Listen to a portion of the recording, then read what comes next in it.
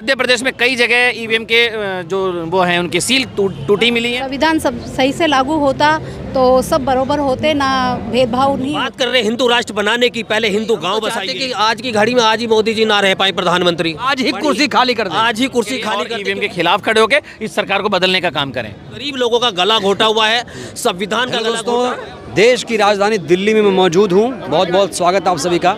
और मैं आज वहाँ पर खड़ा हूँ जहाँ पर बाबा साहेब ने अपनी आखिरी सांस ली थी। क्या नाम है आपका? मेरा नाम विजेंद्र भारती है और ये जगह, ये धरती को नमन करने के लिए देश दुनिया से लोग आते हैं।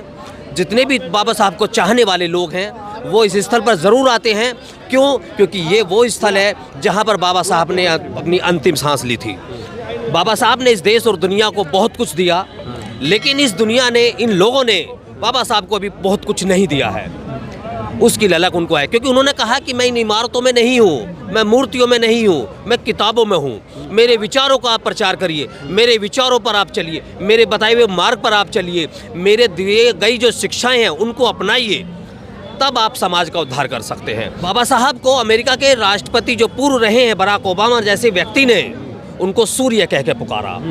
सूर्य क्यों कहा?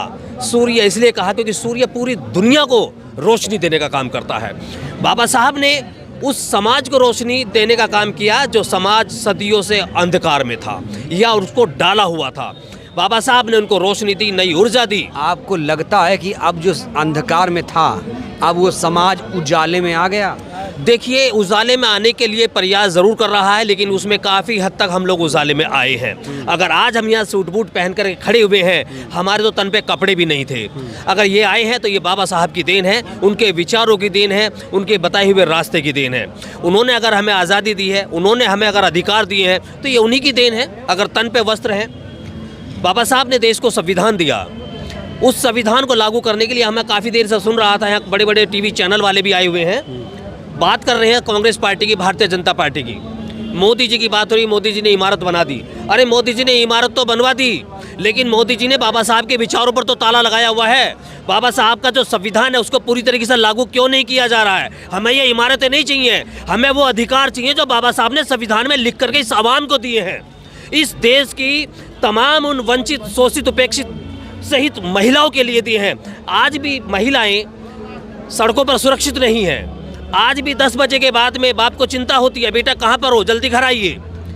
आज भी युवाओं के लिए रोजगार छोड़िए, उनको शिक्षा की भी व्यवस्था नहीं है। संविधान में ये चीज़ें नहीं है। संविधान में बराबरी का हक दिया हुआ है। आपको लगता है संविधान लागू नहीं है? बिल्कुल भी 10% लागू है इस देश के अंदर संविधान। 90% संविधान की हम उम्मीद कर रहे हैं कि ये सरकारें इस संविधान को लागू करें। बाबा साहब ने अपने जो पहला जो उनका मुखर भाषण जो था उसमें उन्होंने कहा था कि मैं जो संविधान इस देश को दे रहा हूँ, ये संविधान बहुत अच्छा है, लेकिन अगर इसको लागू करने वाले लोग अच्छे नहीं होंगे तो इसमें कमियां निकाल सकते हैं। और ये हर एक देश की बात है। संविधान कितना ही अच्छा हो और उसको लागू करने वाले लोग बुरे हैं तो वो संविधान को बुरा बताएंगे। संविधान अगर बुरा है और लागू करने वाले लोग अच्छे होंगे तो उसको अच्छा बता सकते हैं। अभी मौजूदा जो सरकार है वो कैसी सरकार है? जो मौजूदा सरकार है, इस सरकार ने देश के वंचित, उपेक्षित, गरीब, असहाय, निर्धन, गरीब लोगों का गला घोटा हुआ है, संविधान का गला घोटा हुआ है। उनको अधिकारों से पूरी तरीके से वंचित किया गया है। गिनती के कुछ चुनिंदा उद्योगपतियों का उद्धार हो रहा है, उनके हवाले पूरे देश की इकोनॉमी कर दी गई है। देश के किसानों की सारी ज़मीन उनके नाम कर दी गई है। देश के जो बेरोजगार युवा हैं, जो भविष्य है देश का, उनके भविष्य को गला घोट करके देश के चुनिंदा उद्योगपति को दे दिया गया है। तो देश तो इस समय सांसें ले रहा है, चल नहीं रहा है। तो 24 की भी तैयारी है। 24 में क्या होगा? कहा जा रहा है कि 24 के बाद तो नया संविधान आएगा, हिंदू राष्ट्र हो जाएगा। ये मानते हैं हो जाएगा, ऐसा होगा? देखिए, ये आपके मैं चैनल के माध्यम से अगर कहूँ, ये जो आवाम आप देख रहे हैं, क्या इस देश को हिंदू राष्ट्र बनने के लिए तैयार हो सकते हैं? भाई, ये देश लोकतांत्रिक देश है। इस देश का जो कॉन्स्टिट्यूशन है वो रिपब्लिक भारत के ऊपर लिखा गया है। और इस देश के अंदर तमाम जितने भी लोग, 140 करोड़ की अगर आज जनसंख्या है, ये उनका देश है, ये उनका भारत है, किसी एक वर्ग का नहीं है।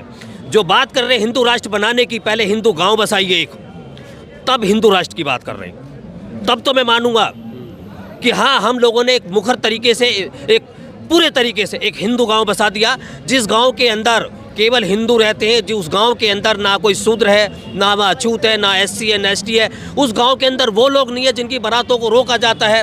उस गांव में वो लोग नहीं है जिनको आज भी उनका शोषण के शिकार है। वो हिंदू नहीं है। क्या खत्म हो, जाति या आरक्षण? नहीं, देखिए, हमें आज बराबरी के हक की बात है। संविधान भी उस पर लिखा हुआ। संविधान कभी आरक्षण की बात नहीं कर रहा। संविधान ने कहा कि भागीदारी चाहिए। नहीं करता है। आर्टिकल 15, 16 तो यही है ना। देखिए, आर्टिकल 15 और 16 ये कहता है आरक्षण जब तक हमारा शोषण है। जिस दिन शोषण खत्म हो जाएगा हमें आरक्षण की ज़रूरत नहीं है। हम भी चाहते हैं बराबरी के साथ में उनके साथ खड़े हों, लेकिन आज भी अगर हमारे भाइयों की बारातें रोकी जाती हैं, आज भी अगर उनका शोषण हो रहा है, आज भी जातियों के नाम पर इंद्र मेघवाल जैसे व्यक्ति को पानी पीने से बच्चों को रोका जाता है, लोगों की हत्याएं हो जाती हैं, तो वहाँ तो आरक्षण की ज़रूरत है। इस आरक्षण की वजह से तो आज हम लोग यहाँ खड़े हैं, वरना तो हम लोग पढ़ लिख भी नहीं पाते। 24 में कैसे रिप्लेस करेंगे मोदी जी को आप लोग? नहीं, हम तो चाहते कि आज की घड़ी में आज ही मोदी जी ना रह पाए प्रधानमंत्री। आज ही ना रह पाए? आज ही नहीं रह पाए। आज ही कुर्सी खाली कर दें? आज ही कुर्सी खाली कर दे, क्योंकि वो देश की बात नहीं कर रहे हैं। अच्छा, देश की बात नहीं। अभी देखिए, कल ही राजस्थान के अंदर 2 दिन पहले ही सरकार बनी है भारतीय जनता पार्टी की, और कल ही देखा गया है राजपूत करनी सेना के राष्ट्रीय अध्यक्ष की उनकी वहाँ हत्या हो गई है। गोगा मेडी की उनकी हत्या करने वाले लोग कौन है? हत्या करने वाले लोग भी वही हैं जो उनके समाज से ताल्लुक़ रखते हैं। हत्या भी उन्हीं की हुई है। तो ये कहीं ना कहीं दर्शाते हैं कि शायद हो सकता है ये जो घटना घटी है ये चुनाव से पहले भी हो सकती थी, लेकिन संयोग रहा है कि ये 2 दिन बाद घटी है। तो ये लोग तो वो हैं जो आपदा में अवसर ढूंढते हैं और उस अवसर के माध्यम से इस देश पर शासन कर रहे हैं। गलत लोगों के हाथों में देश है, इनसे जितनी जल्दी छोड़ लिया जाए उतना अच्छा होगा। क्या मैं मानती हैं आप देश गलत हाथों में चला गया अभी?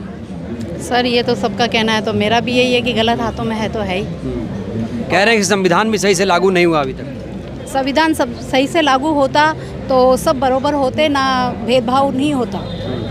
बस इतना ही। आपको लगता है भेदभाव हो रहा है? बहुत ज़्यादा होता है। कैसे? सभी तरह से, जातिवाद से देखो, चाहे किसी भी क्षेत्र में आप जाके खुद देखिए। आप तो पत्रकार हैं, आपको खुद को मालूम है ज़्यादा, हमसे ज़्यादा। बस 24 को लेकर आप लोग क्या सोच रहे हैं? 24 में सरकार बदलेगी या फिर रिपीट करेगी?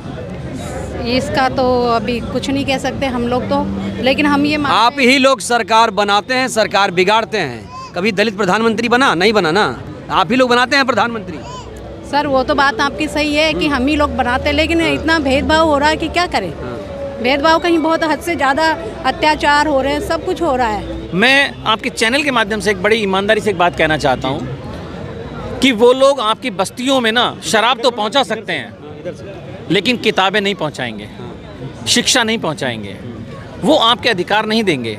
लेकिन बड़ी ईमानदारी की ये बात और है कि वो लोग सरकार बनाने के लिए हर तरीके का हथकंडा अपनाते हैं। आपको भाई से भाई को लड़ाया जाएगा, जिस तरह के माहौल को वो क्रिएट करते हैं, उससे कहीं ना वही तो बोल रहा हूँ। आप लोग सरकार बनाते हैं ना, इतना सोचते हैं, इतना समझदार हैं, फिर भी सरकार बनाए जा रहे हैं, एक बार कांग्रेस एक बार भाजपा। ये देश है ना, आपको पता है कुछ लोग रणा कर्णावत जैसी टाइप के कि कुछ ही 9 साल हुए उनको आज़ाद हुए, तो कुछ लोग अंधभक्त कुछ ज़्यादा हो गए हैं, और उस तरह के उनके यहाँ मानसिक संतुलन बिगड़ चुका है कि नहीं हम तो एक धार्मिक रूप से एक देश बनाएंगे। उस तरह की जो भावनाएं बनाई गई हैं, जिस तरह का प्रोपेगेंडा आपके टीवी के चैनल के और अखबारों के माध्यम से जो बनाया गया है, वो महत्वपूर्ण अपना रोल अदा कर रहा है सरकार बनवाने में। लेकिन मैं बड़ी ईमानदारी से कहता हूँ कि ये सरकार बदली जाएगी। ईवीएम का खेला भी हुआ क्या इस बार? बिल्कुल हो सकता है, इसमें कोई दो राय नहीं है। मध्य प्रदेश में कई जगह ईवीएम के जो वो हैं उनकी सील टूटी मिली हैं, कई जगह बाहर फेंकी हुई मिली हुई हैं, और बहुत सारी जगह, मैं ये नहीं कहता कि पूरी तरह से, लेकिन हाँ उसका इन्वॉल्वमेंट ज़रूर है, ये निश्चित रूप से है। और खेला तो हो रहा है। हम ये कहते हैं कि सारा देश अगर हम ईवीएम के खिलाफ ही खड़े हो जाएं। राष्ट्रीय आंदोलन कब होगा संयुक्त रूप से ईवीएम के खिलाफ? सर जिस दिन हमारा आप जैसा पत्रकार हमारे साथ होगा। ज़्यादातर पत्रकार उनकी भाषा बोलते हैं, आप जिनको गोदी मीडिया बोल सकते हैं, अखबार, न्यूज़ चैनल, टीवी, सब कुछ उनके हाथ में है, सेना उनके हाथ में है, चुनाव आयोग उनके हाथ में है। आप कैसे उन बात को कर सकते हैं? ये ज़रूर है कि इस देश के अंदर आंदोलन होगा, निश्चित रूप से होगा, और ये घड़ी नज़दीक है। मैं आपके चैनल के माध्यम से सभी से कहूँगा कि आप इसके लिए तैयार हो जाएं, राष्ट्रीय आंदोलन के लिए, और ईवीएम के खिलाफ खड़े होकर इस सरकार को बदलने का काम करें। तो आपने इन तमाम लोगों की राय सुनी, बाबा साहेब को लेकर, संविधान को लेकर, लोकतंत्र को लेकर, चुनाव के सिस्टम को लेकर, 24 में क्या होगा, संविधान नए सिरे से आएगा, हिंदू राष्ट्र बनेगा, तमाम लोगों की राय है। लेकिन एक बात मैं क्लियर कर दूं, इस देश का संविधान कोई नहीं बदल सकता। बहुत बहुत शुक्रिया, धन्यवाद। कोई नहीं